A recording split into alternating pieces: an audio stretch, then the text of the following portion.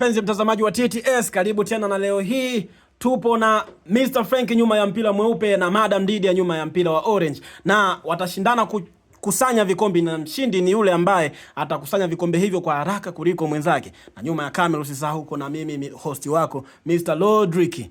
Na sheria ni simple, sheria ni kama moja tu. Ukiangusha mpira utalazimika kupanga vikombe na kuanza mwanzo tena. Mko tayari eh? Mmeelewa, si ndio eh? Okay, basi nitahesabu mpaka 3 zeni tutaanza. 1, 2, 3, anza. Yes, sheria ni moja tu. Ukiangusha mpira basi itabidi upange vikombe uanze mwanzo. Yes. Sheria ni sheria. Tunasema rules are rules. Anabudi kupanga vikombe na kuanza mwanzo Mr. Frank. Dalili mbaya kwa Mr. Frank, maana mdau anapanga vikombe ni kama Madam Lydia akabakiza vikombe vitatu. Lakini mwisho haujafika, acha tuone mwisho itakuwa kitu gani.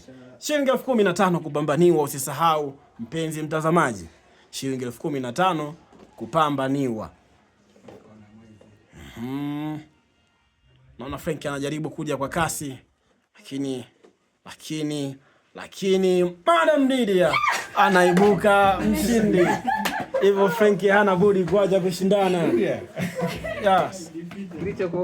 Frank hana budi kuacha kushindana, kwani Madam Lydia ashaibuka mshindi, tushapata mshindi. Ingawa mwanzoni Mr. Frank inaonekana ulianza vizuri, lakini mwisho wa siku umekuja umeluzi mchezo. Una neno gani unaweza kusema kwenye hili? Mimi nampongeza mshindi.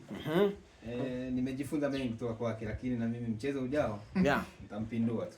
Sawa sawa. Kwa hiyo ukipata nafasi nyingine unaamini kwamba utampindua. Sawa sawa, mpenzi mtazamaji, hao ni maneno yake. Na Madam Lydia, una lipi la kusema? Always ladies first. Kwa hiyo nimeanza vizuri na nimemaliza vizuri. Sawa sawa. Hiyo.